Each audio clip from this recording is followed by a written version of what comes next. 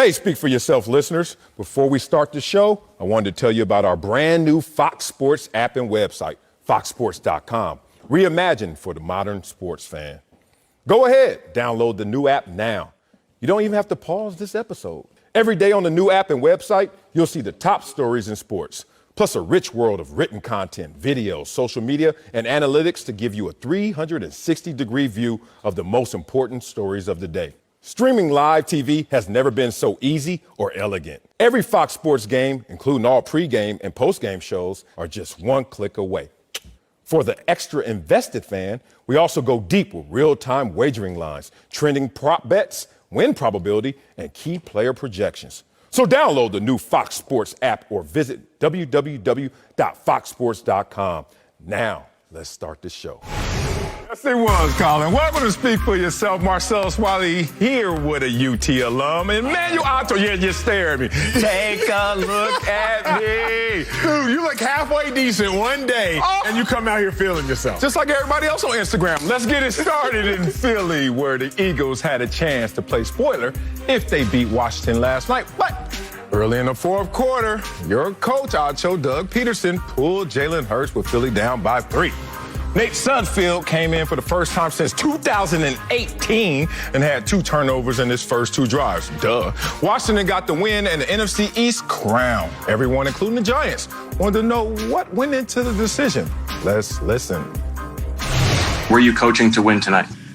Yes, I was coaching to win. Yes, that was my decision solely. Nate has obviously been here for 4 years. And I felt that he deserved an opportunity to get some snaps. And listen, if there's anything out there that thinks that I was not trying to win the game, I mean, you know, Ertz is out there, Brandon Graham's out there, Darius Slay's out there. You know, all our top guys are still on the field at the end. So we were going to win the game. Ooh, Acho, you have an issue with how Doug Pederson coached last night. I have no issue with this, none at all. And I got so many laps, so many layers. The reason I have no issue with it is because we are mad at the outcome. We're not mad at the action. Oh. We're not mad at the action of putting Nate Sudfeld in or pulling Jalen Hurts. We're mad at the outcome that Nate Sudfeld didn't play well. If Sudfeld would have played as well as he did the last time we saw him play meaningful football, this would be a non-issue. Let me put some context around this if we can. Jalen Hurts' last 20 drives of the season, he was 25 for 56. No touchdowns, 3 interceptions, with a 44% completion percentage. Jalen Hurts' last 20 drives of the season, he was 25 for 56, no passing touchdowns, 3 interceptions, and 44% completion percentage. League average is 65. Now, the last time we saw Nate Sudfeld play meaningful football, he was 19 for 23. Actually set an NFL record for completion percentage in the regular season. What year was that? That was 2017. Nate Sudfeld actually got tendered, a second-round tender, because of what the Eagles had seen from him. So we're mad because Nate Sudfeld played terribly. We're not mad because Jalen Hurts got benched for Nate Sudfeld. We're mad because Nate Sudfeld didn't play well. Let's put everything in context. Eagles fans, if you want to be upset that Carson Wentz was inactive. Be upset that Miles Sanders was inactive. Be upset that Dallas Goedert was inactive. But there's not an actual reason to be upset based upon the action. You can be upset based upon the outcome. So I'm going to give it to you like this before I end my first Give line. it to me. Give it to me, baby. The Eagles had every right, if you will, to go out there and pull Jalen Hurts. I don't think Doug Pederson was trying to lose. When games have now become meaningless, you get other people opportunity. There's a reason that the Chiefs didn't play Patrick Mahomes, because that game was meaningless. There's a reason that the Steelers didn't play Ben Roethlisberger, because that game was meaningless. When the score gets out of whack in a regular season game, there's a reason you pull out your starters or put in your backups to get other people opportunity when a game has become meaningless. The Eagles' game was meaningless. So if you want to put Nate Sudfeld, the backup quarterback, in, particularly when Jalen Hurts has not been playing well for 20 straight drives, I don't see what the big issue is. You saved your best point for last. I give you that last point. When it's a meaningless game, you go out there and let everybody audition. But this game wasn't meaningless. It was in the win-loss column in terms of getting into the playoffs. But it wasn't meaningless in terms of a coach fighting for his job and some players fighting for their position. So meaningless can't be so grand. It can't umbrella everything when it comes to a team. You've been on a team before. Matter of fact, you've been on this team before. Right. And by that take, it sounds like the checks are still cashing from the Eagles. I thought they said Fox on them. They say PHI. You still getting paid by the green. Boy, you had them Thanksgiving knives out today. Carving up Jalen Hurts. Oh, let me see. Last 20 drives. Let me cut this up and then speak to America. Stop talking to America like this. This was a bad decision that was culminating into a worse result. A bad decision that turned into something even worse than the decision was. Why was it a bad decision? Because be real, why would you ever take someone out of a game when they're in a game that they're only down by 3 and it really should be tied? You're in striking distance when you talk about this game. This was a close game. This was a one-possession game. And Jalen Hurts is like, yo, can I keep fighting? I mean, you put me in a position to fight. Can I keep fighting? And no, he wasn't allowed. Now, let me talk about why he wasn't allowed, because I've been in this exact same position. This was a muscular move by management. Upstairs, Coach Pederson is now a political puppet for the organization. And I saw it happen before from someone I dearly respect, a tremendous coach in Wade Phillips. Let me give you a little history lesson here, youngster. Ralph Wilson was the owner of the Buffalo Bills. I remember sitting down with Ralph Wilson one day. We was in the lunchroom, all the team eating. You know how we be. And every now and then, randomly, the owners show up, and we sitting there. We cutting it up with them for real. Thurman Thomas, Bruce Smith, Andre Reed, me. I don't know why I'm at that table, but I'm sitting there with all these guys, right? And then one time we said, how does it feel to know that you have more money than everyone in this room added up, combined plus profit? And he just giggled and took his nuggets and walked away. Here's the thing. The reason I bring his name up in this situation, we had a quarterback controversy. Rob Johnson, Doug Flutie. In short, back and forth in the lineup, Doug Flutie was hotter. Rob Johnson was the prototype and had all the money invested in him. Carson Wentz, Jalen Hurts. All that working. All of a sudden, before a meaningless game against Indianapolis, you know what? Coach is like, Doug Flutie, you sit down. You go out there, Rob Johnson, you play. But, Doug, you'll be playing in the playoffs. Okay, we're good with that. Fine, it's a meaningless game. Come back for the playoffs, Tennessee Titans, Music City Miracle Weekend. Guys, I have an announcement to make. We're going to allow Rob Johnson to start. Wait a minute. You just said. And that's what just played out right here before our eyes. The organization upstairs, instead of trying to remove doubt at the quarterback position, try to create doubt so they can have as many opportunities to do what they want to do in the offseason. What a sham that he tried to run on everybody. No, bro, it's not even sham. It's not a shame. It's not a shanny thing. Oh, I've been through it. And let me break it down for several reasons. Number one, you can't have it both ways. If Jalen Hurts is a franchise quarterback in the future of the Eagles, then first thing, keep him on the bench so he doesn't get hurt. Right? Like, I'm going to give you 2 trains of thought.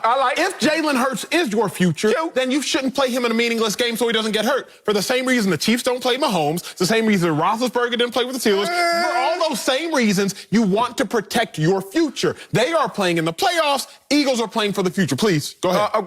But Coach, that rule is off when we are not in the playoffs talking about our franchise quarterback. That rule applies for teams that have something to play for that season. That rule is now off when we're, look, I've been a franchise player playing in a meaningless game, not going to the playoffs. I wasn't a quarterback, but I saw our quarterback out there as well, because that bet is off when we know that we're done after this week. Understood. True? That's true. Okay. That's true in part, but different teams have different philosophies. True. But there are 2 trains of thought. If Jalen Hurts is your future, then let me go ahead and sit him anyway. The Eagles sat Carson Wentz. Like, why aren't we talking about that, Sel? That's what I don't understand. Because he's a bum. But Carson Wentz is either the second best quarterback on the team or the first, depending on if you're a Carson Wentz apologist. Yep. But I know what he's not. He's not the third. I know what Carson Wentz isn't. All right, he's not the third best quarterback on that team. So if we're going to talk about anything, let's talk about that. But I digress. If Jalen Hurts is your future, sit him to protect him. If he's not your future and you're still deliberating, then why wouldn't you want to deliberate and see what you have in a guy who started the season as your number 2? Week 1 of the NFL season this year, Jalen Hurts was inactive. Why was he inactive? Because Nate Sudfeld was number 2 and Carson Wentz was number 1. Jalen Hurts was your second-round pick. So if Nate Sudfeld was all that bad and not even worthy of consideration, one, why is he on the roster? Two, why did he start the season at number 2? So, Sel, with either way you look at it, if Jalen Hurts is your future, then you can protect him. Or if you're still deliberating, then you want to see what you got. But it doesn't matter how you slice it. Doug Pederson was not in the wrong in that situation. Oh, stop it. Stop it. All right, I already corrected the first point because, different teams do different things. That's is correct. What you had to land on instead of realizing, yeah, it does happen in the NFL that way. Second one, you're saying, why is Nate Sudfeld starting and Jalen Hurts is inactive for game 1? Was there a preseason? No, sir. Was there an off-season? No, sir. Was Jalen Hurts drafted this year? Yes, sir. Oh, okay. Joe So Burrow. you know what? You know what's interesting? He ain't going to beat out Carson Wentz at $128 million. So you know what they do? They just go with seniority. I've been there before. How many times? I switched high schools. Let me tell, all right, statute of limitations, all right, so I can't get in trouble. I switched high schools. I got recruited to go to one high school, went there for 2 years, got recruited to go to my second high school. Your boy was a beast. Anyway, I'm getting recruited to go to high school. I went to my second high school. Guess where I got recruited? They said, you're our starting tailback. One of them, we ran a wing team. Guess what they told me day 1 at practice? You're our third string running back. Why? Because dudes had been there, knew the playbook, knew the system, and they didn't want to ruffle any feathers. But when week 1 came around, guess who was starting at tailback? Me. Sometimes the depth chart is just based on we got to respect our status quo. That's true. But guess what? This season was different. No preseason to kind of jump the depth chart and no offseason to jump it. So how can you justify it to a team and say we're going to put Jalen Hurts in that situation? That's all that was. Now, here's my point that I have to make about this. Be real. Because I witnessed this with Wade Phillips, a tremendous coach. 11-5, 10-6, playoffs first 2 years. Third year, 8-8, no playoffs after that incident. You know what was interesting watching Wade Phillips? How we had to look at him differently, how we had a bubble of doubt of every word that came from him because we didn't know if it was coming from Ralph Wilson and ownership, and also how the media started to portray the same team with the same amount of talent. It's crazy. Doug Pederson just put himself in position where everything that comes out of his mouth and every move going forward, be real about this. If you're on that team, you're like, Coach, you weren't playing to win. When we're out there sacrificing our bodies, you're not playing to win. I'm glad you went there. I doubt you. I'm so glad you went there. Because I got to be real with y'all, America, since nobody else will. Finally. Marcellus clearly won't. Nobody on Twitter will. Promise that. Who really cared that the Eagles lost last night in the locker room? The Giants.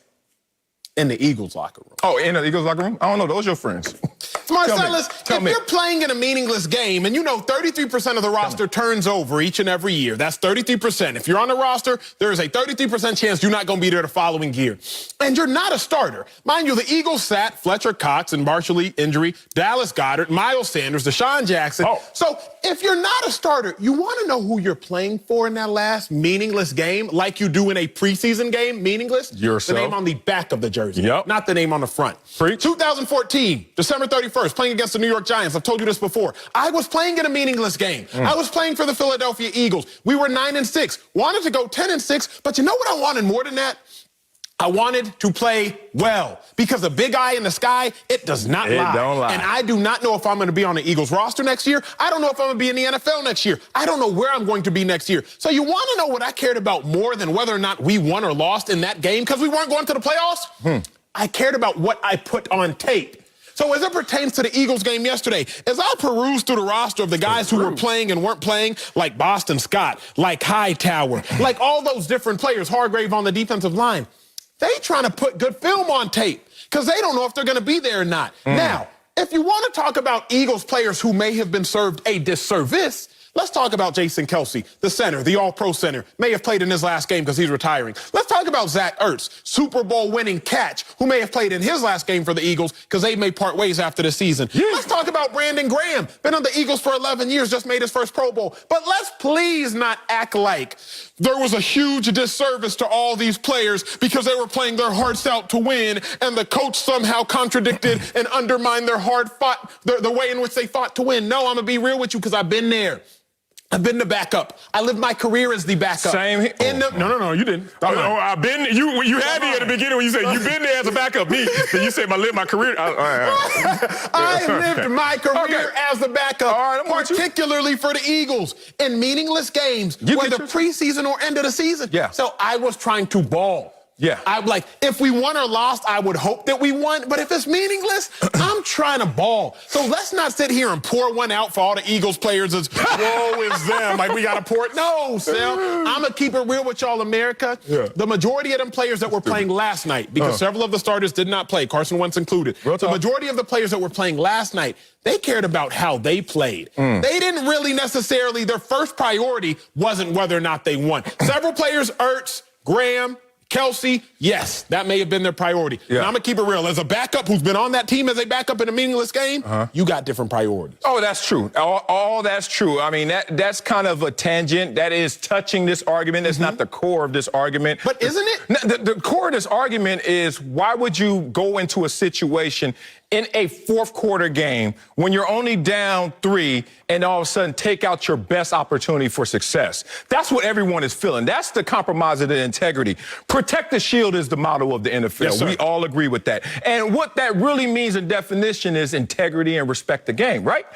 Well, did you respect the game? Did you show that same integrity in this fight in that fourth quarter? Put in a guy who goes 5 of 12, 32 passing yards, no touchdowns, and 2 turnovers, who's the same guy who had a losing record as a starting quarterback at Indiana, who's the same guy who now you're saying, we want to assess who he is, but he's been on the team for years, to the point where you even drafted at his position. You drafted somebody who was going to jump over him on the depth chart. Boy, I'm telling you, Doug Pederson, outside of that Super Bowl year, which is tough to take away from somebody. I hate doing that. Of course. But we have to look at it side by side in this parallel universe. He's a losing coach, 23 and 27 and 1, including the playoffs. His quarterback, same position as well. It's weird that Doug Pederson put himself in this position, but for survival, I think he had to. They went upstairs and said, look, we want an evaluation of Nate Sudfeld. For what? I mean, make that make sense to me. He's been there. You already know. If you are any type of evaluator, you already know what Nate Sudfeld is and what he's not. I'm going to say 2 things. The first thing I'm going to say is, there's one thing to be on a team and only see you in practice and see you in a game. But more importantly, let me say this. He's played in games. Let me say this, because you say Doug Pederson was disrespectful. So 25 for 56 is disrespectful. A 44% completion percentage, that's disrespectful. Were those Carson Wentz No or worse? touchdowns and 3 interceptions plus a fumble loss in your last 20 drives. That's disrespectful. 17 points in 20 drives. That's disrespectful. So I don't know why, and I hate having to be the guy that puts on the wet blanket or the cold towel, if you will, but like, we're acting as though Doug Pederson pulled out Aaron Rodgers in his prime to put in me at quarterback. Like, that's what we acting like right now. No, what we're acting like is, when you have a question mark at a position, you're going to add more questions to that same position. And that's what? No one is walking away from this situation with more intelligence about the quarterback position in Philadelphia than they did before this game. So, look, if it was a Nate Sudfeld, let's see him play and start, put him out there from play one so we can really laugh at If you have a question mark at a position, then you're looking for an answer. Yeah. The only reason it was another question mark is because of the outcome. How much time do we have? Be real, bro. How many times I went in the game for Bruce Smith because of injury, or he was just fatigued, or it was just my reps? I didn't tell him the entire story after that, especially as a quarterback in the fourth quarter. You nearly put Nate Sudfeld in a possible position. He doesn't have a flow. He doesn't have a rhythm. Hey, what's up? Oh, throw the ball. Get warmed up. We're down 3. Go win the game. Let me ask you this. That's not even a proper evaluation. Let me ask you this. Be real. What is the difference between the way in which the Dolphins pulled out Tua against the Broncos, the Dolphins pulled out Tua against the Raiders, and the Eagles pulled out Hurts against the Washington football team? There is no difference in the action. The difference is in the outcome. Because when Fitzpatrick goes in there and balls, it's Fitzmagic. When Sudfeld goes out there and struggles, Doug Pederson is tanking. Because Tua went in there, Fitzpatrick went in there against the Broncos down by 10, late in the third or early in the fourth. And he scored 3 points. Fitzpatrick went in there against the Raiders. 1 possession game. All facts. And he did his thing. The only difference is the outcome. It's the action is the exact same thing. The outcome is what's different. These decisions create doubt. Brian Flores had an impeccable resume. in Miami until he started going back and forth with Tua. Now, not only does he have a stain on his resume, but now we got question marks unnecessarily about Tua and the quarterback position. You're making my point. Same thing, I have it right here in my notes. Same thing happened in Chicago. Same thing happened in Miami. You create your own controversy. I know why they're trying to create this controversy, because they want the opportunity, the ability to do whatever they want to do. But the problem is now you have more question marks, and you're going to have to pay the piper going forward. I have a question. I have a final question. Is this a real question or is it an Acho question? No, it's a genuine question. All right, so you're telling me then, in your opinion, Jalen Hurts has done enough to just outright have the job? No. Like the Eagles shouldn't look anywhere else. No. Jalen Hurts has done enough. No. Talking about a Voltron in terms of all the issues, like you got to talk about the contract. First thing that's even keeping this a conversation is Carson Wentz and all the money. If not, they would have discarded of him the day that he started to aggressively. But how? Jalen Hurts is not playing that great. So how can you, even if Jalen Hurts and Carson Wentz were making in a 4-game sample size, Jalen Hurts checked the box he was only asked to do, which is create a spark. They asked him to create a spark because this was the 26th ranked offense. This was an offense that lacked balance. This was the second most penalized team in the NFL, and a lot of them were pre-snaps coming from your leader at the quarterback position. Your quarterback has had a historic regression, and you're going to act like let's just add some more questions to that all I'm saying is this. If Jalen Hurts and Carson Wentz were making the exact same amount of money, that wouldn't change the fact that Jalen Hurts has struggled the last 20 drives, the last 2 games. That wouldn't change the fact that Jalen Hurts was 1-2. That wouldn't change the fact that he was losing to Washington. None of those would have changed. What else created a spark? The wild card offense, 2009, when Miami Dolphins rolled it out against the New England Patriots. So it's not about creating a spark. All I'm saying is if Carson Wentz and Jalen Hurts were making the same amount of money, statistically, they're not all that different. I had to whisper that because y'all look at the stats. Statistically, Carson Wentz and Jalen Hurts, they're not that different. They just lose differently. Yeah. I mean, look, I'm not going to argue any more about this. I'm totally exhausted. I have more questions than I have answers. We still got an hour and 40 minutes left. We can keep going on this all day. Hydrate during the commercial break. All I know is all eyes on Philly this offseason to see what they're going to do. Coming up at the top of the hour, Tom Brady threw a 4-touchdown pass game on Sunday, but we'll tell you if he actually proved anything by beating the Falcons. But first, Baker Mayfield's Browns are finally in the playoffs. Here comes the confetti. But we'll tell you if they actually look like a playoff team yesterday. That's next. Speak for yourself. That was a 90-minute eight. What's up, Speak for Yourself listeners? It's your boy Shay Sharp, co-host of FS1's Undisputed. I wanted to tell you about my new podcast, Club Shay Shay, where we always do something before two something. Each week, I sit down with a guest for a drink and conversation, and as host and proprietor of Club Shay Shay, I've welcomed in esteemed guests such as Snoop Dogg, Floyd Money Mayweather, LeVar Ball, Isaiah Thomas, just to mention a few. Whether I'm talking to an athlete, a musician, an actor, or a lifelong friend, Club Shay Shay is a place where people share inspiring and motivational stories about their journeys to prominence. The new episode drops every Monday on Apple Podcasts, Spotify, or wherever you get your podcasts. Subscribe to Club Shay Shay now and make sure you never miss a new episode. Now, back to Speak for Yourself. Welcome back to Speak for Yourself. The Browns held on to beat the Steelers yesterday and end the NFL's longest postseason drought. The two teams will meet again next Sunday in Pittsburgh after the game. Baker Mayfield said, quote, "We're not satisfied. We expected to be here." So, Marcellus, my Browns, I got to claim them too. Oh, you claiming the Browns too? You know they drafted me. I got to claim the Browns and the Eagles. The only two teams I'm claiming. Come along, Let's gravy talk train. about it. Did Baker Mayfield's Browns look like a playoff team Sunday? Yeah, they did look like a playoff team. Yeah, surprise, huh? A playoff team that's about to lose. Oh, my God, a playoff team that's about to be one and done. Like they signed a letter of intent to go to Kentucky or something. One and done, that's this team. I guarantee it. Charles Barkley style up here, boy. Oh, my God. You know what this reminds me of? I got a story What, first. Marcellus? I don't know how y'all did it in Texas because y'all do it big in high school football in Texas, and you were Mr. All-State high school football player in the state of Texas. Damn, I'm jealous. Here's the thing, though. In L.A., because I don't know if it was because of the gang violence I grew up in the 80s or whatever, but we would play at a high school, our B's or JV team, and then the varsity would play them at night. So we would play them in the daytime. Oh, we going against University High School. Okay. And then our big dogs are going to go against them at night under the lights. Yeah, you remember that? Okay, same thing. Good.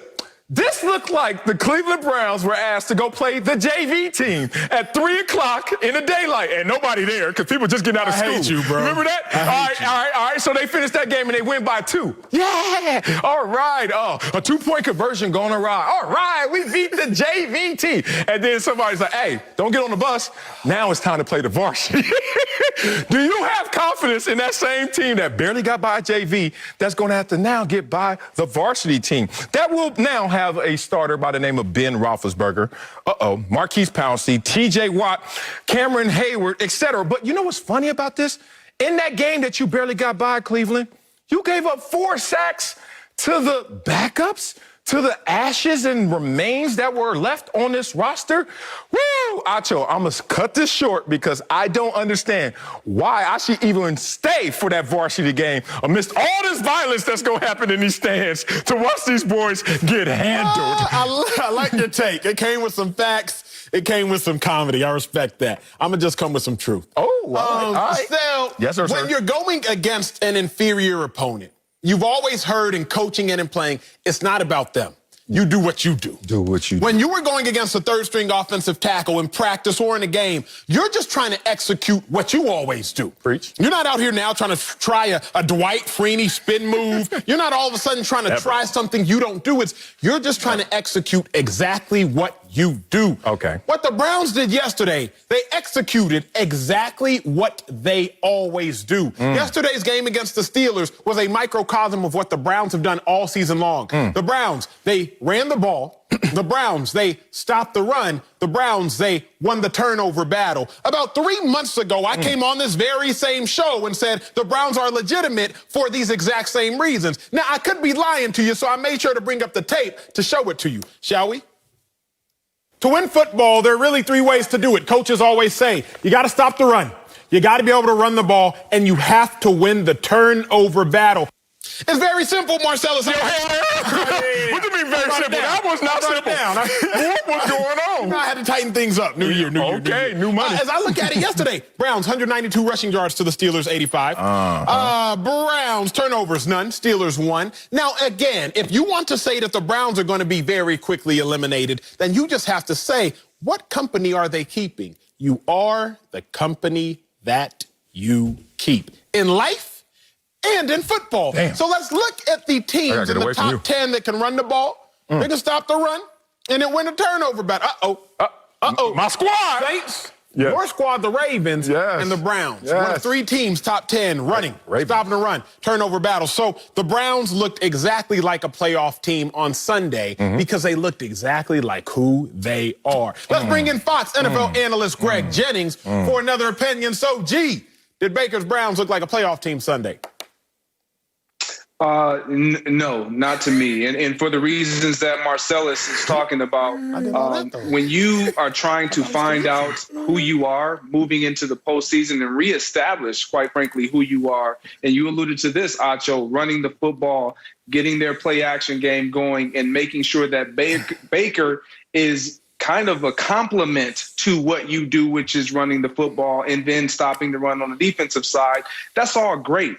But it matters who you're playing. Let me tell you why. I remember in 2009, I believe it was, we had an opportunity to play the Arizona Cardinals week 17. We go to Arizona, we beat that team. We kind of beat up on them pretty good. We then had to go there the following week in the first round of the playoffs. And it was a shootout. They end up beating us. Why? Because they didn't really play their players all the way throughout that game. It didn't mean as much to them, but we were trying to really rev our engines. We were trying to make sure everything was working the way that we were hopeful of the following week. Now with Baker Mayfield and this team, I'm sorry. Yes, they reestablished their. I'm just gonna roll right through. Big money. Baker Mayfield, they established their run. This is their identity. However, you look at who your opponents were. The Pittsburgh Steelers are looking back at this film like, look, we stopped the run. We win against this team because Baker can't beat us. They're going to force Baker Mayfield to be the focal point of that offense, not Nick Chubb, not Kareem Hunt, not that offensive line in their rushing attack. Hey, G, you might want to answer that door because I think it was Amazon delivering a take as bad as yours just was, G. That's what that. Come back. Hey, get some of that. Get some Look, ribs. G, I just got to say this. Get some. In the event that what you and Marcellus are talking about, in the event that the Browns game yesterday was an outlier, I'd rock with y'all. If Baker was 45 for 60, 4 passing touchdowns, 3 interceptions, and they won, I'd be like, you know what? What? That was an imposter. That game don't mean nothing to me. The Browns didn't look like a playoff team on Sunday. But where I'm out on you and Marcellus's point, G, is very simple. What the Browns did yesterday, they've done all season long. Like, you can't become top 10 in all those categories based off one football game. Literally, it's January 7th. October 7th, what is that, 90 days ago, 60 days ago, whatever the case may be, I was already talking about what the Browns have been doing. So the Browns have been doing this from week 6 to week 16. The Browns have been top 10. So I don't understand how y'all can say that the Browns, even though they beat an inferior Pittsburgh Steelers team, it wasn't the same Steelers team that we gonna see, but the Browns still played Browns football. Browns football has led them to being 11-5. Not just yesterday's win. Browns football has led them to several wins over the course of the season. That's where I disagree with you and Big Dog Sell. Oh, well, I just got to get back to that doorbell, that rich-ass doorbell he got. That doorbell paying taxes over there. That is a doorbell for success. All right, let me get to this. After all the hype, yes, Acho going back in the rewind time machine, showing him with the kid and play and the Gumby going on and talking about how the Browns used to be and how the Browns are playing right now. You know what's funny? After all of that hype, when the smoke clears, you know what they are? Third in their division with the worst quarterback in that division. After all of that, and they find themselves right here. And where is here? Facing the Pittsburgh Steelers. Ooh, you sure you want to face the Pittsburgh Steelers going forward? Because what you saw yesterday was not going to be any indicator of what you're going to see going forward. Remember, this is the same team that drugged y'all 38-6 when fully loaded. And the Browns right now are not playing their best football. Be real about this, Acho. 2-2 in their last 4 games, including losses to the Ravens and the Jets. And then you get this 2-point win over the JV squad, and you're supposed to be full of confidence. I don't know if y'all saw them pan to Kevin Stefanski as soon as they knew that they had won the game and clinched a playoff berth yesterday. But I don't know. I can't see underneath the mask, but it didn't look like a happy facial expression. It looked like one of sorrow, one of despair, one of I know what's coming going forward. So good luck to a team that's now going to see a real team out there next week. But if you're going to bet like I'm betting, bet with the Steelers, not with the Browns. Coming up, Aaron Rodgers was doing MVP-type things Sunday, but we'll tell you if his season has been more impressive than Josh Allen's. Ooh, that's next. Speak for yourself. Hey, Speak for Yourself listeners. It's Charlotte Wilder here to tell you about my new podcast with Mark Titus called the People's Sports Podcast. It comes out every Thursday, and Mark and I take one of the big stories of the week, and then we go off on tangents you never saw coming. This might mean that we start talking about the Dodgers winning the World Series and end up wondering if Knicks fans deserve happiness. Or begin with LeBron's greatness and end up drafting our ultimate beer league softball team made up of old athletes. Whatever it is, the only rule of the show is that it has to be fun and funny, because these days we can all use as many laughs as we can get. So check it out wherever you get your podcasts and come down weird sports rabbit holes with us. We can't wait to have you. Now, back to Speak for Yourself. Welcome back to Speak for Yourself. The Packers beat the Bears Sunday to clinch the #1 seed in the NFC, as predicted by me. Aaron Rodgers threw 4 touchdown passes to not only add to his league lead, but also set a career high with 48 this season. In the AFC, the Bills blew out the Dolphins to lock up the #2 seed. Josh Allen is in the top 5 in touchdown passes and yards and led Buffalo to their first AFC East title since 1995.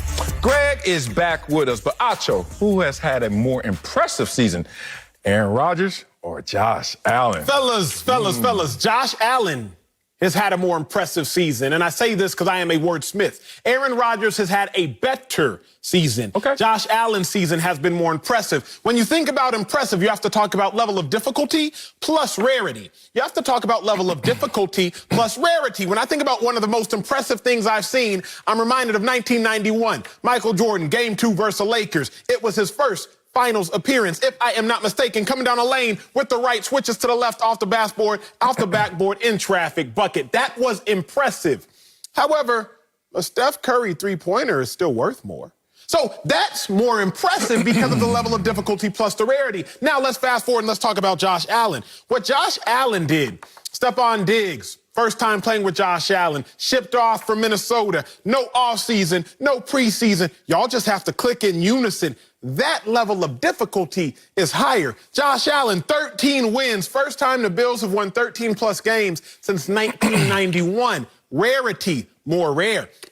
Aaron Rodgers, 13 wins. Well, the Packers won 13 games just last year. Aaron Rodgers, 48 touchdown passes. Well, Patrick Mahomes did that just 2 years ago. But when you're talking about Josh Allen, let me tell you about the company he's kept. If we have the full screen, let's talk to him. Let's do it. 35 passing touchdowns plus 5 rushing touchdowns. You see it there. Lamar Jackson, Cam Newton, Steve Young. 3 of those 4 men, or 3 times in those 4 instances, rather, you saw MVPs. I know what you're saying, Acho. Well, you just saw Cam and Lamar Jackson have 35 and 5. Let's get a little more rare, shall we? 35 passing touchdowns, 5 rushing touchdowns, 4,500 yards. Only Josh Allen. So Josh Allen's season was more impressive because the level of difficulty plus the rarity. Aaron Rodgers' season was better. Aaron Rodgers should win the MVP. Aaron Rodgers will win the MVP. But when we're talking about that word impressive, I have to say Josh Allen. Woo! This is a tough one right here, but I'm going with Aaron Rodgers. Now, you're not going to pit me against my Buffalo Bills and Josh Allen and how I feel like I'm the first one to say, I love Josh Allen, and it seems like that chorus has been echoed since then. But it is Aaron Rodgers. Look, I'm an underdog, not only in spirit, but by circumstance. So anytime I see an underdog story, you know I'm going to run with it, Acho. And I have to run first with this story. Now, this is a numbers and narrative conversation I'm going to have. Let's start with the numbers. Let's stay objective right here.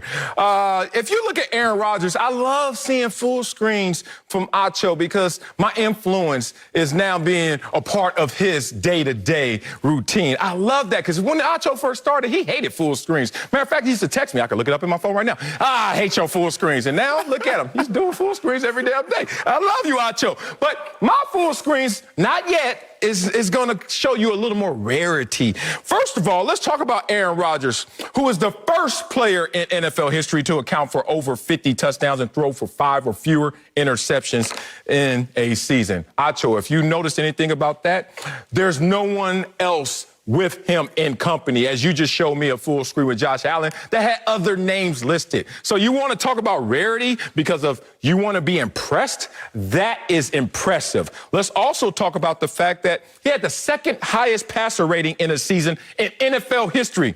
Oh, only behind his own MVP season in 2011. Once again, Acho, no one else sharing this experience with Aaron Rodgers. So it's more impressive. But in totality, I just want to give you a full screen comparison of Aaron Rodgers versus Josh Allen and just let you look at these numbers and let it all soak in. Because if you look at them, win-losses, same.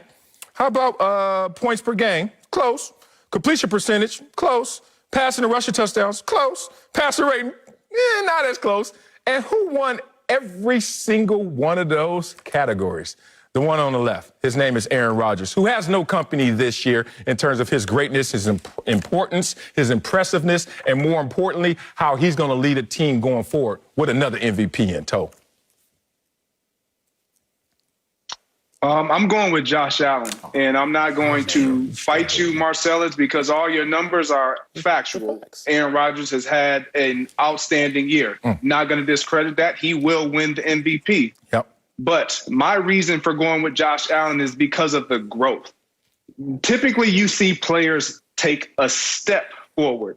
Josh Allen took a leap, a giant leap forward. When you look at what he was able to do last year in this team, and you look at the kind of playoff performance he even had last year, we were like, man, what? Josh, you completely fell apart. And to show the resilience and bounce back and go from 20 touchdowns to 37 touchdowns, 58 completion percentage to almost 70% completion percentage, and then all the other things that Acho alluded to. Having a receiver you did not have time to get extra repetitions with in the offseason, OTAs, et cetera, and et cetera. And I know everybody else had these problems, but when you look at Josh Allen and what he has done, it has directly impacted the performance and the production of his team. His defense has been better. His overall offensive unit has been better. And overall, his team has captured the second seed, 13-3 from 10-6 last season. The improvement can't be matched right now when we talk about Josh Allen. It's so impressive to where I can say this. If we had to say which player would we expect to have had a season like this, we would automatically say, oh, Aaron Rodgers at the beginning of the season. Josh Allen would be laughed at. You would be laughed at if somebody said Josh Allen out of their mouth.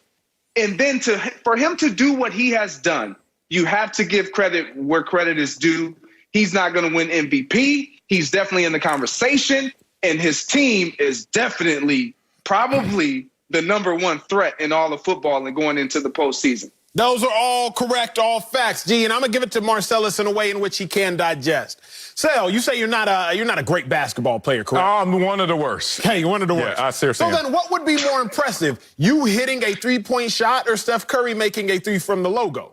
Oh, it would be me, but I got a deadly three, but I can't play basketball. Exactly. But your point. My point exactly. It's very simple. You're not going to applaud, if you will. Aaron Rodgers is an A student who just earned another A. Whereas Josh Allen, he came into the season as a C student, maybe even a C minus, and he just earned an A plus. So it's not as though Josh Allen outperformed Aaron Rodgers, but from where Josh Allen was to now where Josh Allen is, significantly more impressive. The Athletic quarterback ranking have Josh Allen ranked the 22nd quarterback coming into this season. Had Aaron Rodgers ranked the third best quarterback coming into this season. Now, if we can just look at the deviation of Aaron Rodgers going from third to first and Josh Allen going from 22nd to top three, that in and of itself answers the question. Ooh, y'all in trouble right now. I think what you guys really are confusing is impressive versus surprised. I hear a lot of what you're saying, and it keeps landing in my mind where the word surprise is. And I see Josh Allen's face pop up for you guys because you're surprised he took this leap. Well, let's talk about his leap that he took. And if he took a leap, what the hell do you think Aaron Rodgers did from last year to this year? Let's start with Josh Allen, who had a passer rating last year of 85. Then he took the leap to 107. By my math, that's 22 more. Okay, let's look at Aaron Rodgers and his passer rating of 95, and he leaps all the way to 121. That's 26 more. Wait a minute. If Josh Allen took a leap, what did Aaron Rodgers do? Because he had a greater passer rating from last year to this year. Oh, let's go touchdowns. 20 to 37 for Josh Allen. That's 17 more. Hip, hip, hooray. Aaron Rodgers went from 26 to 48. That's 22 more. Wait a minute. Damn it. Josh Allen is taking leaps. What the hell is Aaron Rodgers doing? So even by your own argument of the steps that he took from last year to this year, Aaron Rodgers took even greater steps than that. But let's get into what I really am enamored by in this story. It's the narrative. It's the fact that they left Aaron Rodgers to die. They tried to kill him, and now he's killing it. They drafted at his position. They didn't even supply him with proper resources. And you know what he did? He looked around and said, oh, that's how y'all want to play the game? Well, let's play. And that's why I'm going with Aaron Rodgers in this situation. As much as I love Josh Allen, he is next. Matter of fact, he's now as well. But what Aaron Rodgers did this year is something special. And by the numbers, even greater than what Josh Allen did from last year to this year. Marcellus, you're exactly right. However, this is where I believe you're wrong. And I have the right to be surprised as well as impressed with Josh Allen because I've never seen him do this before. Whereas you talk about Aaron Rodgers and did he make a leap from last year? He did. But his QBR, his rating, I've seen him do this before. Talk about it, Matter of fact, I've seen him be even better. I've seen him throw 122 rating out there for a full season, 45 touchdowns, 6 interceptions. So almost the same season, I've seen this act. And I've come to expect this act. Where Josh Allen, I've never seen this. So yes, am I both surprised as well as equally impressed? Of course I am. And now the expectation is for him to sustain it throughout the playoffs. But right now, through the course of a regular season, he's been far more impressive because we didn't expect it, and it surprised us all, and it has impressed us all as well. Greg threw on that tabernacle voice. I know you're wrong. Okay, pass the plate, pass the plate. When that voice starts sounding like that, you out here preaching. I am not upset at what you said. I agree with everything you said. However, I have to add my last layer. I'm going to take you back to high school once again.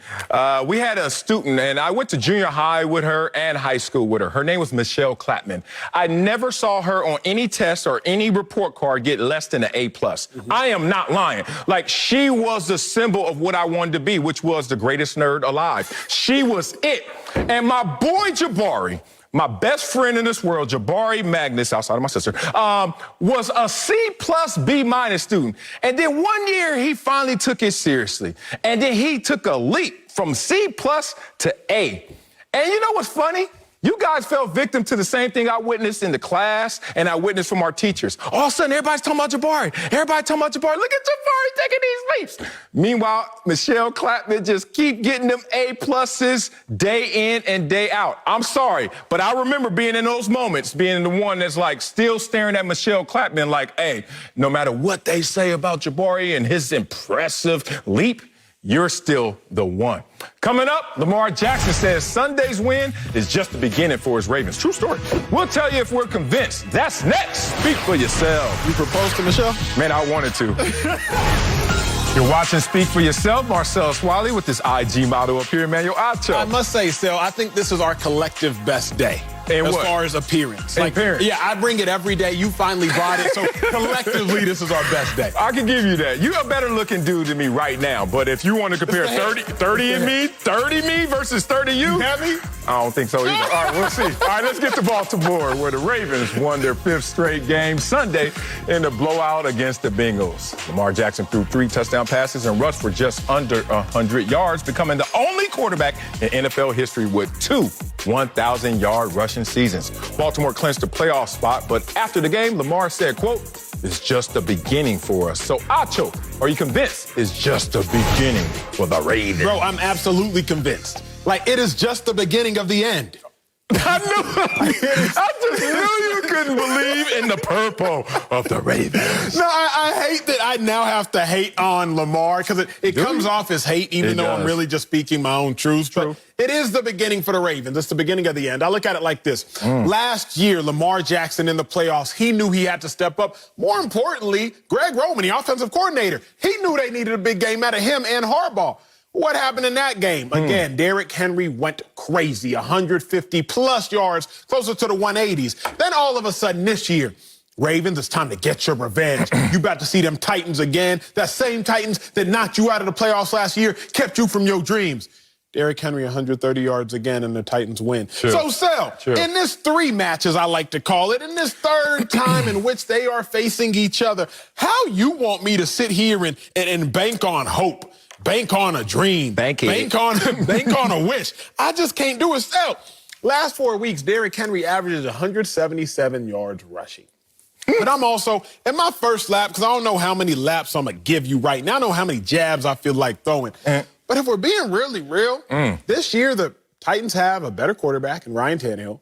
Titans have a better running back in Derrick Henry. Titans have 2 better receivers than the Ravens' best receiver. So I don't know what you're looking at to say that, oh, it's the beginning for the Ravens. They're going to get past this team, which they haven't gotten by the last 2 times. Oh, good take, good take. I heard a little fear at the end. I don't know what you are looking at. I wonder. I changed my voice so I can feel that. Yeah, because you know there's a way in to convincing you, and I'm about to go in that way. Acho. 2 things at play right here. Because I am believing Lamar and the Ravens, this is just the beginning. It's not about what they do, is what coaches always tell us. It's about what we do. That's correct. You said that in the A block. I had to regurgitate that just to remind you that if you look at this team in terms of mindset, the Ravens, oh, they're a different team than they were last year. Let's talk about going into the playoffs as a 14-2 squad.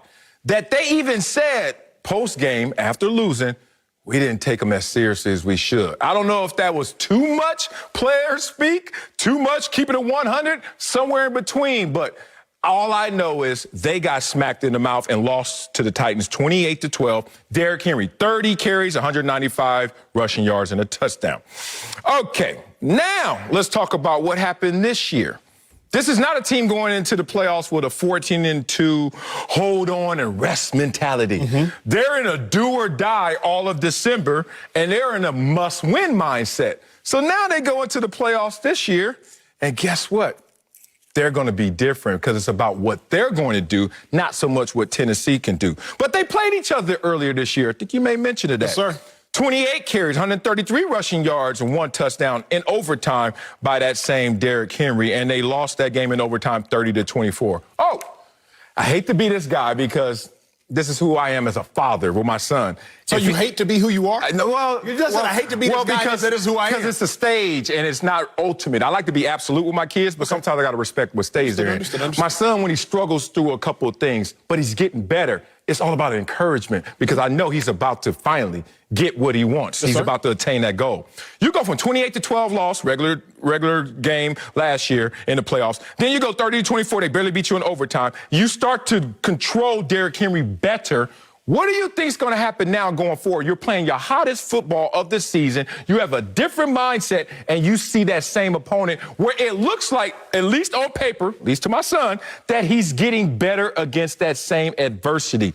I am now proposing that with this new mindset and the fact that they've already been in playoff mode mentally, it's going to pay dividends once they see Derrick Henry this week. I like your mentality. You have the mentality of a father, encourage at all costs. But here's the problem, and I abide by this Tyson quote. You know it, we said it on the show before. Yes. Everybody got a plan till they get punched in the mouth. Ain't nobody scared. The Ravens got a plan. But the Ravens had a plan last year in the playoffs. We going to stop Derrick Henry. I went on the show and said, hey, the Ravens, that's what you got to do to stop Derrick Henry. They came out there and they said, we ain't scared. Derrick Henry had 195 yards. Okay, this year, the Ravens had a plan in their rematch. We going to stop Derrick Henry. He not about to do this against us. Not this Ravens defense that's top 10 and stopping the run. Derrick Henry had 133 yards. The Ravens have a plan until that lip starts getting bloodied. Then that plan go out the window. Let me give it to you like this. This is why Baltimore Ravens fans should truly be worried about this Tennessee game. This is why I don't yet believe the hype.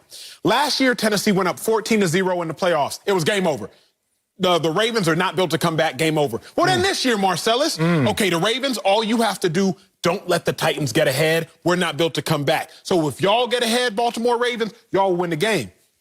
Ravens go up 14-3. Should be game over. It should be wrapped. You would think. All of a sudden, here comes Tennessee storming back, takes it into overtime. Lamar Jackson 3 and out. Derrick Henry 20-yard rushing touchdown to win the game. So the biggest reason I'm concerned, and Ravens fans should be too, if the Titans take a lead, it's game over, Baltimore. Sorry about you. If the Ravens take a lead, it's still not game over because the Titans have shown they can come back. So Baltimore Ravens, there's no scenario in which you are ever safe in that game until the scoreboard reads 0-0:0-0. Okay, strong take. Here's the thing. Here's the pushback. You keep talking about this plan until you get punched in the mouth. Sir. When they face the Titans, they know the plan, but what are the Titans going to do to punch the Ravens in the mouth with when they got the 28th ranked defense and 29th in pass defense? Did you watch that game against the Texans? Did you see Deshaun Watson doing what he wanted to do? And hard to contain him in terms of that pass defense against them.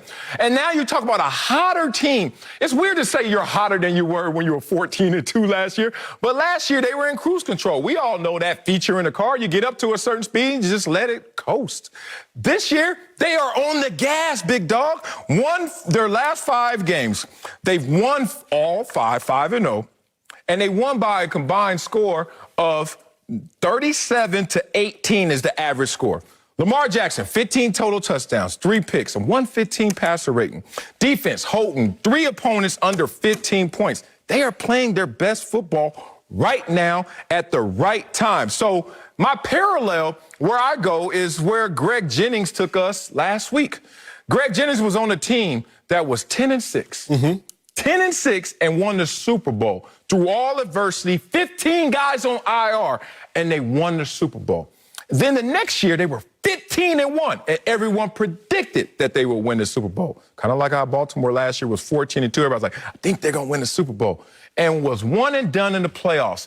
It's about the mindset. Greg Jennings even testified to it. He's like, when we were 10-6, we had a dog mentality. When we were 15-1, we were like, come get us. We're the hunt. You're going to try and hunt us. And I think that's what's going to play well for the Baltimore Ravens going forward, the switch in mentality. I like that, but there's one thing I have to push back on before I end this right here. Okay. Give me the Titans pass defense. You just told me that. 28th or 29th? I got 29 here. What you got? Titans pass defense is 29th. The biggest issue at hand for the Ravens is very simple. What the Titans do poorly, the Ravens do not do well. Stop that. Lamar Jackson's never passed for over 300 yards all season long. And so I thought you don't like yards. If you had, I thought you hate yards. He ain't giving us How about more, 15 touchdowns? He hasn't given us more than 3 passing touchdowns all season long. Baker Mayfield has more passing touchdowns than Lamar Jackson. So the problem at hand is the Titans have an issue. They have a void. They have a problem. Lamar Jackson, he has not shown that he can exploit it, but maybe he can. Coming up, Tom Brady had a big game on Sunday. I'm going to tell you if he proved anything in that win against the Falcons. That's next. Speak for yourself. Lamar, you're a beast, dog. Here's your rose. Welcome back to Speak for Yourself. The Buccaneers lost Mike Evans in the first quarter Sunday with a knee injury, but Tom Brady still had a huge day to go through 2 passing touchdowns in the fourth quarter to finish off the Falcons. Brady had 4 touchdowns total and nearly 400 yards. My gosh, turning back the hand of time for Tampa's 4th straight win. Greg, you called the game yesterday. Did Tom Brady prove anything to you in the win?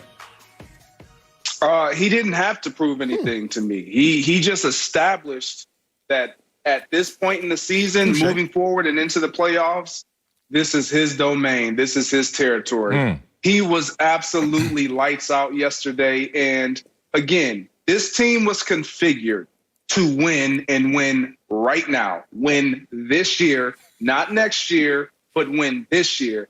And so what Tom Brady did yesterday was go out and do exactly what was needed to give his team an opportunity to win that game. Was it impressive? Yes.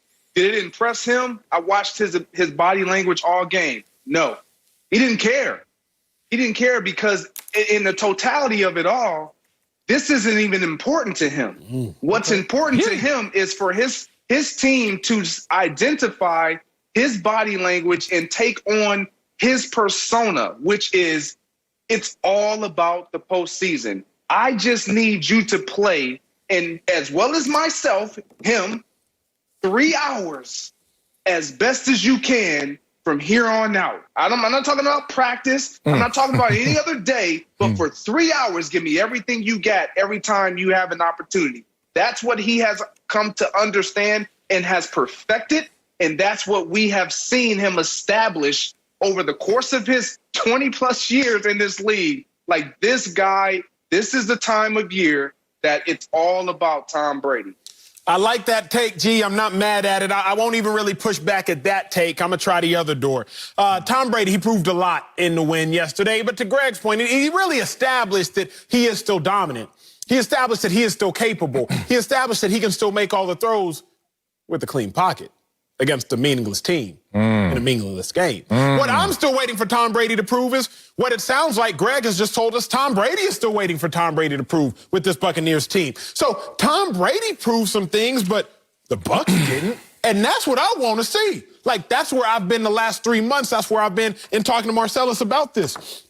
Let's look at top to bottom. Let's look at Tom Brady's record this season versus playoff teams. Playoff teams now versus playoff teams. We done talking with the bottom feeders. We done talking about catfish. We just talking about them top feeders right now, okay? Let's look at playoff teams versus playoff teams.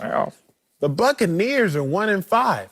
That's the second worst record against playoff teams of all the teams left remaining. At this point in time, everybody left is in the dance. Now it's just a matter who's gonna get that final dance. But the Buccaneers of all the teams in the dance, only better than the Bears as far as playoff teams versus playoff teams. The other reason which, although Tom Brady did prove something in the win against the Falcons, I'm not gonna start jumping for joy yet and doing a back handsprings and whatnot in celebration. Don't do that. Is because Tom Brady had an incredibly clean pocket yesterday. G will tell you he saw it. Tom Brady, when there's no pressure, 39 touchdowns, only 9 interceptions, 110 passer rating. That's 9th in the NFL. Oh, but when Tom Brady gets pressure, Lord have mercy. 1 touchdown, 3 picks, 47 passer rating, 25th in the NFL. Now, I know what you're thinking, because it's what I thought. Well, Acho, whenever any quarterback gets pressure, they're severely worse. Duh. But then I compared Tom Brady to Patrick Mahomes. Patrick Mahomes versus pressure, 7 touchdowns, no picks, 6th ranked in the NFL as far as passer rating. Patrick Mahomes, no pressure, 31 touchdowns, 6 picks, still 6th ranked in the NFL. So the issue at hand, in which why Tom Brady did establish or prove some things, but it really don't mean nothing, is because he did it against a team in a meaningless game with no pressure.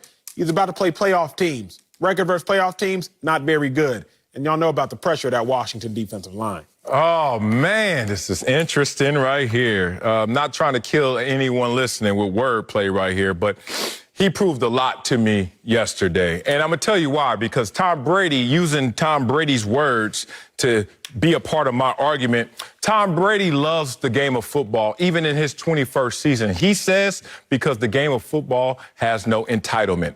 Every single moment is an opportunity to prove who you are in the game of football. And it's interesting that Tom Brady has that mindset. And I think that mindset separates man versus machine. And that's why us men up here is looking at Tom Brady as a machine in his 21st year still. Tom Brady versus us, which is a collection of 3 guys who have 1 Super Bowl ring. Yeah, that's you, Greg. Versus Tom Brady, who has 6. You know why he's the most decorated NFL player ever? Because of that mindset, that he has something to prove. And by the very definition of proving something, you prove your truth. You prove your existence, your evidence, your argument, whatever. You go out there and continue to prove it. Because if you don't, you know the criticism is coming to try to take you off of what you've been trying to prove. What I know about this team is what I expected from this team. Acho, vouch for me. Maybe you won't because you want to win an argument. But I told you this team was going to be old Betsy. They, without an offseason, with a 43-year-old quarterback, they were going to go in the garage and Saints. Saints. And then finally that hunk of steel was going to go boom, boom, boom, boom, boom. You ever been in a car that shakes sideways before you even move? This car, and then they get on the road. And it's bumpy. And it's like, damn, mama, damn. You going to get this thing fixed? But you're riding. And then all of a sudden, old Betsy finds his groove. And this is the hottest team right now, or at least the hottest quarterback in the NFL over the last 4 weeks. Led the NFL in yards per attempt, passing yards and passing touchdowns. Yeah, that old hunk of steel named Tom Brady. So what I learned yesterday was that Tom Brady is going into his season, the postseason, proving every single snap that he is the GOAT that got fresh milk that's going to nurture all these youngsters on this roster to a championship. Marcellus, I agree with that. I agree with that. It's always been about Tom Brady and him proving something to himself. Forget trying to prove something to all of us because he doesn't need to do that. But his approach to every single game, to every single season, to every single snap is, can I get better? I watched a 43-year-old man be the first one on the football field going through mechanics without a football, and then taking a football and throwing it 5 yards, trying to hit the same spot to a coach 5 yards away from him. What did that tell me? It told me that it means something to him.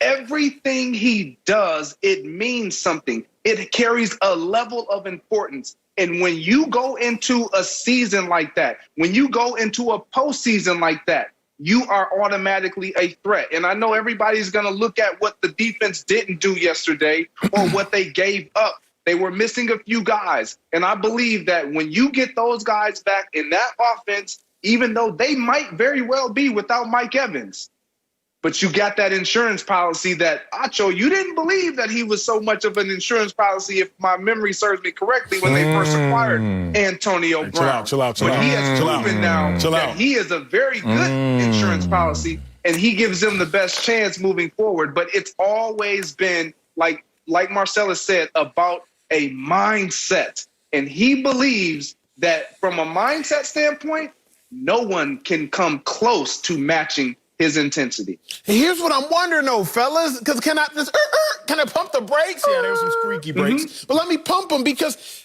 Are we really going to sit here and say that we learned a lot about Tom Brady beating bad teams? Like, y'all know we know Tom Brady can beat bad teams. Sal just came out here and told us, last 4 weeks, Tom Brady, best completion percentage, hottest quarterback in football. I understand that. Last 4 weeks, 4-4-8-2-2, 12 touchdowns, 1 interception. That's Tom Brady the last 4 weeks. But what about the 3 playoff teams he played before playing the Falcons twice, the Detroit Lions and the Minnesota Vikings? What about 5 touchdowns and 7 interceptions? Yeah. Let's just talk real quick, America. Tom Brady played the Chiefs, 3 touchdowns, 2 picks. Tom Brady played the Rams, 2 touchdowns, 2 picks. Tom Brady played, who else he played, Marcellus? What that right there? The Saints. No touchdowns, 3 picks. Oh, Tom Brady played the Saints again. 2 touchdowns, 2 picks. So I understand all the hype, the hoopla, let's go Tom Brady. But the reason Tom Brady ain't that excited is because he realized we beat the Falcons. We beat the Lions. We beat the Falcons. That's not that impressive. Because what happened when Tom Brady played them Saints? 2 total touchdowns, 5 total interceptions. What happened when Tom Brady played the Rams and the Chiefs combined? 5 total touchdowns, 4 interceptions. What's happened when Tom Brady played the Bears? He forgot what down it was. 1 touchdown, no pick. I'm just giving y'all facts. Don't be mad at me. I'm the messenger. I'm just here delivering the news. I did not create the news. I'm simply delivering it. So again, I don't have all the totals in my possession, but I know this much. Tom Brady versus playoff teams ain't the same Tom Brady that Greg Jennings witnessed just yesterday. Oh, you don't have him in your possession, huh? Prep better, homie. I got him right here. All I need right now. All I need in the world to sin is me and my girlfriend. Let me tell you who Tom Brady is. Oh, you took me to a place that I love to go. Story time and then end this I thought you were going to say in and out. I ain't been in a month. Something up. I need to get right. Oh, shut up. All right, here we go. Yo, Tom Brady's a 6th rounder. Acho, you were a 6th rounder, right? What round were you drafted in, Greg? Second. Oh, wow. Same here. All right, 2 second rounders and a 6th rounder. I hate to generalize. I hate to stereotype. But this is interesting because Tom Brady talks about him being a 6th rounder, being picked 199, and how he always saw that mountain that he had to climb every single day. And then sometimes we have all witnessed in our playing days, someone gets to their summit, gets to their peak, and they don't approach the game the same way. That's why I love your pregame story about Tom Brady. He still has a 6th rounder mindset. I played with, to me, the greatest combined talent with work ethic in the NFL in my playing days, my history. And remind you guys, I played with Bruce Smith, Andre Reed, Thurman Thomas, Drew Brees, LaDainian Tomlinson, Rodney Harrison, Fred Taylor, etc. But the greatest teammate I ever played with that combined his talent level, what was given to him by God, and what he wanted to go out there and do in terms of his grind, was the late, great Junior Seau. And it's crazy to watch Junior Seau when I used to perform, used to practice, and watch how he approached the game. Not approaching the game like he's the #1 guy on the field, but like he's the 53rd man trying to always prove himself. And to me, that's what Tom Brady embodies. No matter what his accolades are, he still is trying to prove himself. And to the point of yesterday, I don't know if y'all caught this. Greg, did you catch this? Tom Brady trying to prove once again he's the greatest teammate ever. Saw Antonio Brown there, who needed to get the 45 catches to get the $250,000 bonus, and hooked him up with 3 shovel passes in 2 minutes to get his boy the money. That's the greatest talent I know, greatest teammate I know. Coming up, the Cowboys season is over after Sunday's loss. We'll tell you if Mike McCarthy is to blame. That's next. Speak for yourself. Welcome back. The Cowboys had a chance to make the playoffs Sunday, but it did not go their way. Dallas was down by 1 in the 4th quarter when Giants receiver Doug Pederson made a questionable catch on 3rd and 16. Mike McCarthy did not challenge the play, and the Giants went on to score a field goal to go up by 4. Cowboys had a shot to get the win late in the game, but Andy Dalton threw an interception in the end zone. Greg is back, but Acho, do you blame Mike McCarthy for the loss? Do I blame the sun when it's hot? Do I blame the snow when it's cold? Do I blame food for calories? Like, I think that last one. Who else I'm going to blame, folks? You brought me on this show to answer this question, Marcellus? Let me give it to you like this. If you are a head coach, Mike McCarthy, you're supposed to be an offensive-minded coach. How you and the Jaguars the only team that ain't scored all season on your first possession? Okay, so Mike McCarthy, maybe I got it wrong. Maybe you a defensive-minded coach. Then how come the Cowboys gave up the most points in franchise history? Okay, you know what, Mike McCarthy? You're not an offensive coach or defensive coach. I figured it out. You are a game-managing guru. Then how come you don't challenge a clear drop with the game on the line, the season on the line, not just the game on the line? Mike McCarthy, what are you good at is what I am wondering. Mike McCarthy is a hamburger eater, America.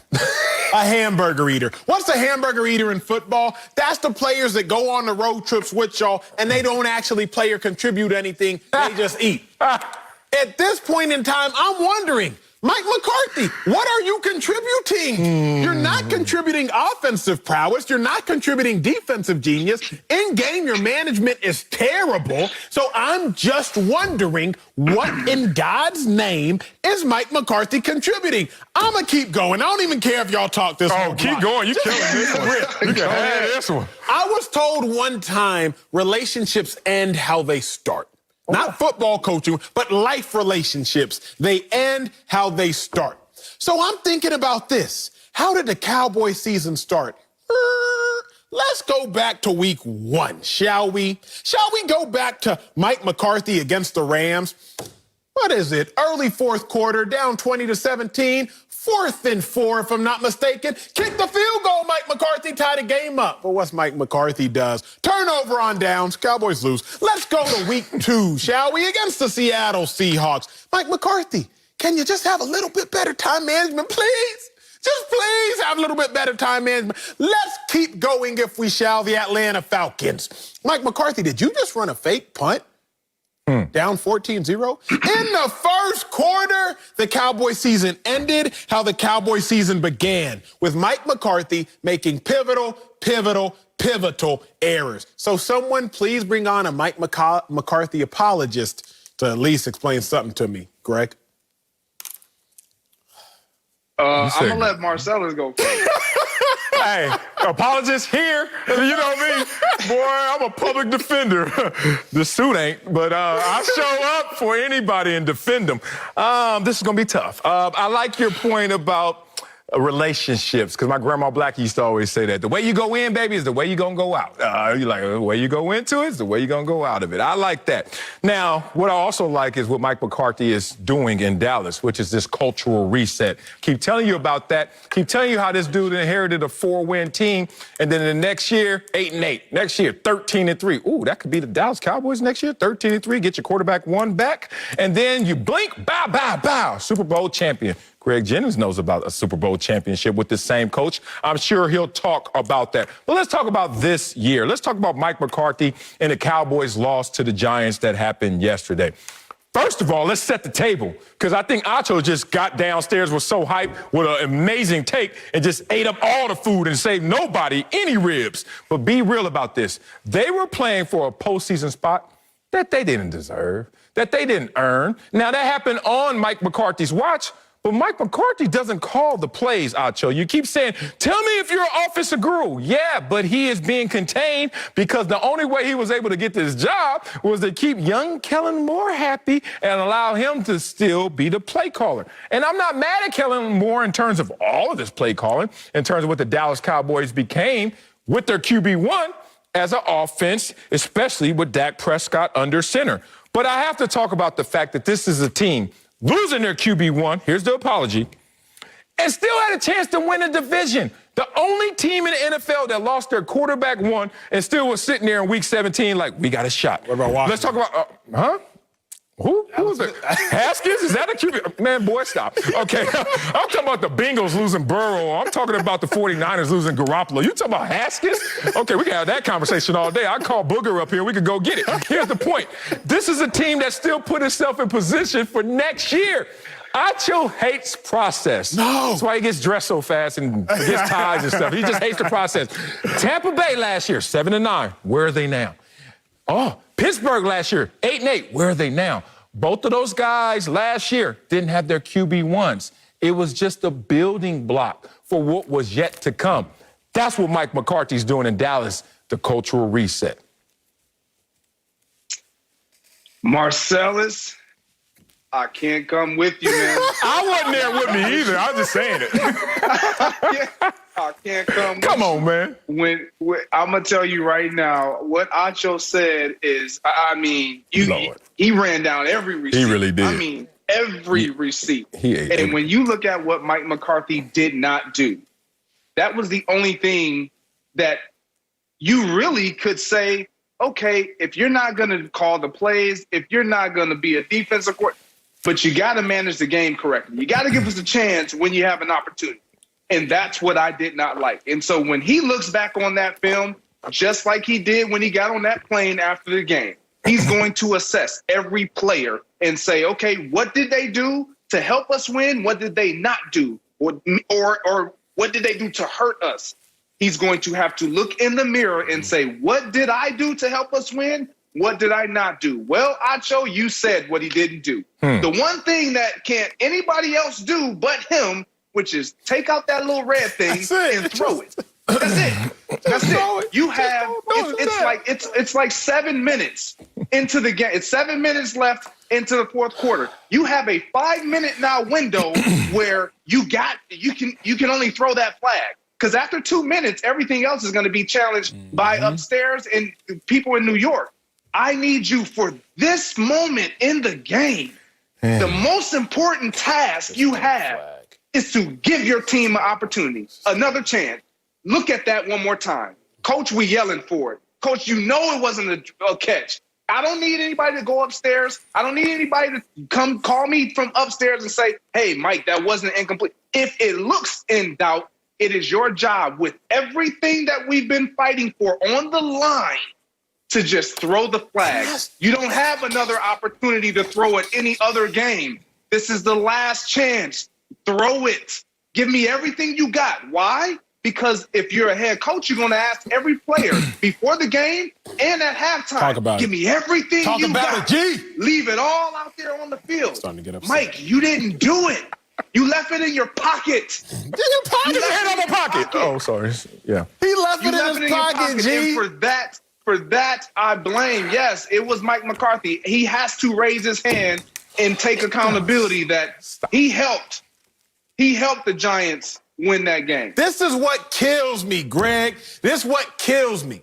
It's because the Cowboys were playing in a meaningful game.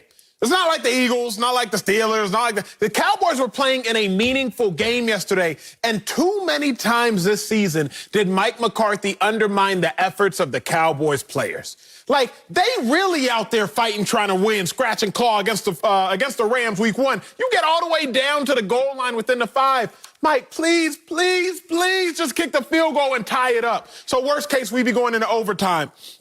Cowboys, later on in the season, what was it, against Washington, about week 10, week 11. You're playing Washington. Mike McCarthy, just don't run no stupid fake punt. We've been fighting all game long. You run a fake punt, we don't get it. They go down there and score. Next thing you know, we turn the ball over. They go down there and score. Now the floodgates just broke open and the game is over. Mike McCarthy against the Giants. Like, just challenge it, and now it's going to be 20-19 with about 5-6 minutes left for us to go down there and cook. But what you holding on to timeouts for like they leftovers you can put in the fridge? You can't use it later, Mike McCarthy. So the biggest reason I'm upset, because you got all these Cowboys players fighting after all the adversity, after all the chaos, after everything that had gone wrong this season, still fighting for a chance to win, but your coach is undermining it. It's like if I am filling up a water bottle at a water fountain, and I'm filling it up, and I'm filling it up, and I'm filling it up, and here comes Marcellus poking holes at the bottom of the bottle. That's what I do. So I'm filling it up, thinking I'm working. I'm filling it up, Greg. I got the switch held. Water bottle's getting full, but all of a sudden I'm like, wait, why isn't it getting any fuller? Because Marcellus is poking holes at the bottom, and that's Mike McCarthy. Jalen Smith, he's trying to play harder. Zeke trying to hold on to the ball. Andy Dalton fighting his heart out. But then how come we not getting wins? Because Mike McCarthy out here poking holes, undermining all the Cowboys' physical efforts, and it just pains me as a former player to have to watch. I mean, an onslaught of tremendous arguments from you guys. Look, I said I was a public defender, so you're going to get what you pay for. And guess what? Case closed. I ain't got nothing else to say. I ain't got it right here. The judge's ruling is in, and it's off-season probation probation because Mike McCarthy ain't going nowhere. So all that y'all said is just going to evaporate into thin air. Next year, this team will be a double-digit win team in the playoffs. You can book it. Coming up, the Seahawks beat the 49ers, but it was a little too close for comfort. We'll tell you if we have confidence in Seattle. That's next. Speak for yourself. Welcome back to Speak for Yourself. The Seahawks won their 4th straight game yesterday, but it was not easy. Seattle was down by 10 in the 4th quarter to the 49ers' 3rd-string quarterback, but Russell Wilson saved the day. Dun-dun-dun-dun! He saved his best work for the last quarter, leading the Seahawks on 3 scoring drives to seal the win. Seattle will host the Rams in Saturday's wild card game on Fox. So, Marcellus, you know where I stand, but you talk to me. Are you confident in the Seahawks after the close win over the 49ers? I'm not confident. It wasn't just yesterday in the close win and going against C.J. Beathard and your 3rd stringers. That just added ammunition to me losing confidence in this team, despite it playing its optimal way of approaching the game, like having that balanced approach and, and resuscitated defense. It's weird. Let Russ cook worked. And then it didn't work. And then they tried to figure out if balance was going to work and go back to yesteryear. And I don't know if that works as well as they anticipated. Weeks 1 through 9, number 1 scoring offense in the NFL, 34 points per game. Sir. Since week 10, number 15 scoring offense, only 23 points per game with a defense that you're hoping can stay pat, that hope that they can play at a level that gives you a competitive advantage. But that's not been a defense you can have confidence in. So when I look at this, and you're going against the Rams, number 1 scoring defense and total defense in the NFL this season, in a meaningful game, and now they're going to get their QB1 potentially back in Jared Goff, and they're going to go out there fully motivated. Once again, it sounds like the Cleveland game all of a sudden. Once again, you're playing the JV team, and you barely get by, and now supposed to have confidence. You're going to beat the varsity team. Make me have some confidence. I don't have it. Where this coming from, though, Sal? Because you've been on the Seahawks bandwagon all season now. Dog, new evidence, new take. Just this little thing? Just this little game? When you go into the postseason, as the Seahawks are, they're trying to figure it out still. A thinking player is a worse player, a slower player. They're just you got to make a move and just be decisive. I don't see it with this team. I respect that. Now, finally, see, the sales trick, y'all. This is what I learned about you. You're never going to admit that I'm right. You're just going to subtly start to say my take and hope I don't notice that you switched sides. I've been saying... Stop. I've been saying I ain't confident in Seattle, and here go Marcellus. Right now, we got to the playoffs. Hold up. I'm not confident in these Seahawks, but it really ain't got much to do with yesterday's game against the 49ers. The Seahawks just haven't really put a complete game together. Like, if I'm confident in Seattle, who was I supposed to be confident in? DK Metcalf hasn't had more than 80 receiving yards in the last 5 weeks. First 11 weeks, he had 100 receiving yards about 5 times. Russell Wilson, we haven't seen a 4 or 5 touchdown performance from him recently outside of that Jets game. I don't know where to put my confidence. Okay. Many will say put it on the defense. Shout out to my dog Quandre Diggs, starting safety. Jamal Adams, safety, both in the Pro Bowl. Beasts! But can we look at the last 6 games? The last 6 games, the Seahawks defense, they are number 1 in total defense in the whole NFL. But who have they played at quarterback? Is that Carson Wentz? Is that Colt McCoy? Is that Sam Darnold? Is that Dwayne Haskins? Is that Jared Goff? Is that C.J. Beathard? Like, the Seahawks defense has vastly improved. I'm not taking nothing away from them. But all I'm saying is this. You're not about to see Dwayne Haskins in the playoffs or Beathard. Now, you will see Goff, so shout out to that. But you also got to see Sean McVay. And Sean McVay plus Jared Goff are typically a lethal combination. I understand the Seahawks just won that game when they met in Week 16. But different team, different motivations. I am not confident in the Seahawks, especially after seeing that game yesterday. Yeah, we're going to echo pretty much the same sentiments. You get into the playoffs, everyone is good. Everyone's going to make you play Plan B football. How are the Seahawks going to play Plan B football when they haven't even figured out Plan A football fully? The Rams, meanwhile, just won a game by double digits with a quarterback who was out of football and working as a private equity analyst last year. Is that the drink? Is that the Wolford? Private equity? Yeah, that's Wolford. You dumb as hell. But the point is, you ever been on a team where you realize, oh, you know how good we are? It's because our bottom isn't that low. Playing with backups, when I was a starter and I watched the backups perform, it gave me confidence when we went out there and won, because I was like, even when we're not at our best, we're good. It's almost like when you talk to a physical therapist or you work out with a workout guru. He always talks about, if you want to jump high, focus in on the force you push on the ground. Absolutely. The ground higher, you're going to jump higher. Looks like the Rams are in that position to jump higher. Coming up, the Dolphins were blown out Sunday by the Bills. We'll tell you if we're disappointed in Tua. Oh, this is going to be spicy. That's next. Speak for yourself. Look out. Welcome back to Speak for Yourself. The Dolphins would have been in the playoffs with a win Sunday, but instead, Tua threw 3 interceptions, including a pick 6 in the blowout loss to my Bills. Rookie quarterback threw 58 times, but averaged under 6 yards per attempt. So, Acho, are you disappointed in Tua? I'm not at all, Sel, and I'm not disappointed in Tua because for whatever reason, and I can tell you the reasons, we set this bar for rookie quarterbacks entirely too high. Like? Justin Herbert comes in and he balls rookie touchdown record, so we're like, everybody should be like him. Everybody should be like Herbert. Joe Burrow comes in, throws 6 300-yard games and 1 400-yard game. Everybody should be like Burrow. But I really had to dive into the details, and I said, wait a second now. Tua was 6-3, 64% completion percentage, 11 touchdowns, 5 interceptions. He was 6-3. That's the most operative statistic. Joe Burrow was 2-7-1.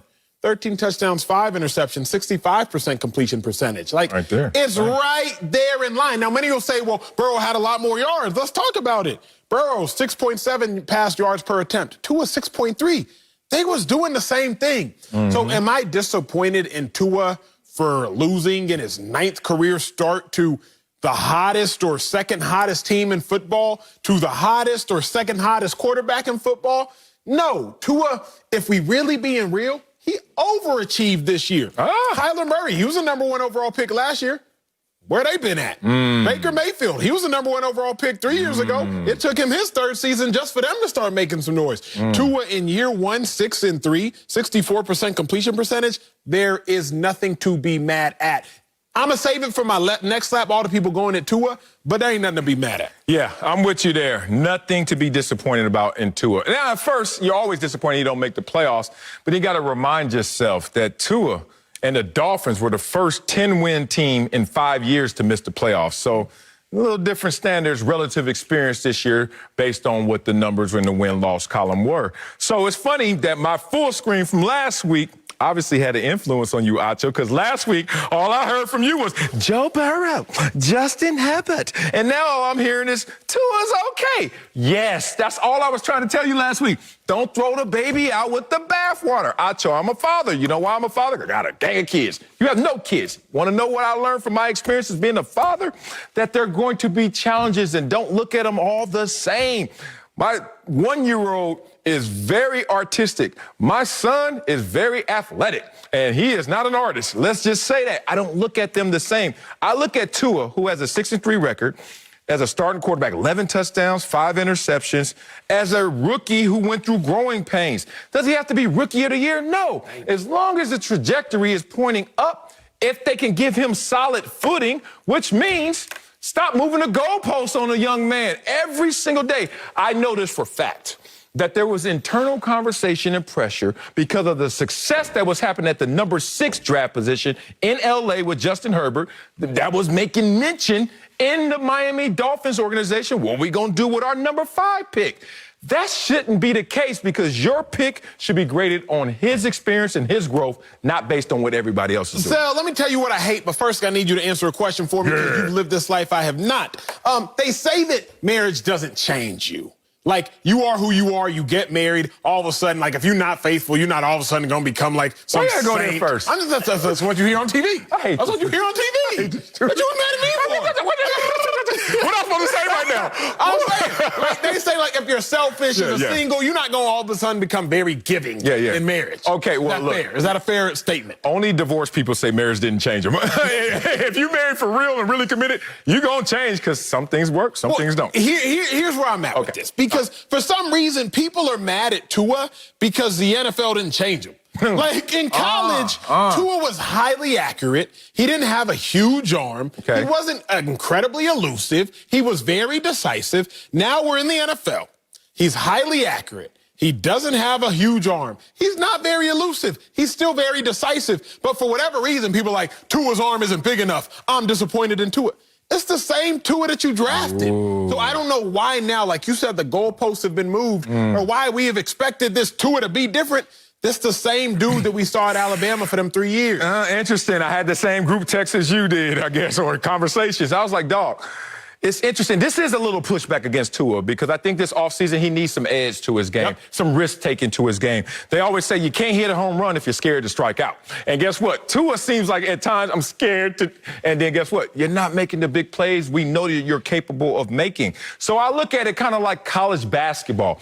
Every single prospect in college basketball, everyone walks into the evaluation process saying, at the NBA level, he's going to let everything out. He's going to fully blossom, correct? Correct. I think that was the assumption made with Tua because no one's had a better, more efficient college career than Tua. But we expected him to blossom, kind of like how Justin Herbert did this year. Coming up, Uncle Jimmy has some words for one of us about the Eagles. Don't miss this. That's next. Speak for yourself. Yeah. Before we go, we had plenty to say about the Eagles earlier, but Uncle Jimmy has some words for you, Acho. Uh-oh. Get them on. What now, Get them. Well, first of all, I'm going to go ahead and break this down scripturally, all right? Now, you do know that it does say in the scripture that he who findeth the quarterback findeth the good findeth thing. the good thing. I think it says wife, but quarterback If you works read too. down a little bit further, it also says that ye yiggity must check thyself before ye riggedy wreck thyself. Okay. Am I right? Jimmy version. Yeah. Okay, now what I'm trying to tell you is Doug Pederson got a wandering eye. Doug Pederson need to decide on a quarterback and go somewhere and set his ass down. You need to stop lying to people and playing with their emotions. That's real. Jalen Hurts done played for 4 games. Carson Wentz done played for 4 years. Both of y'all talking about, oh, it's still too close to call. Hey, man, let me tell you something. I love you like a play cousin, Nacho. But you and this romance you got with Carson Wentz got to stop. Yes. It's worse than Wiley and his love affair with Bruce Smith. At least he's a Hall of Famer. Hey, man, don't be mad at Jalen Hurts because he wants to be a starter. Everybody ain't content with being a backup like you, or a side piece, or a throwaway, It's or comfortable on somebody the sloppy bench. second. That's just you, Acho. Sox Bet Live. Y'all take this.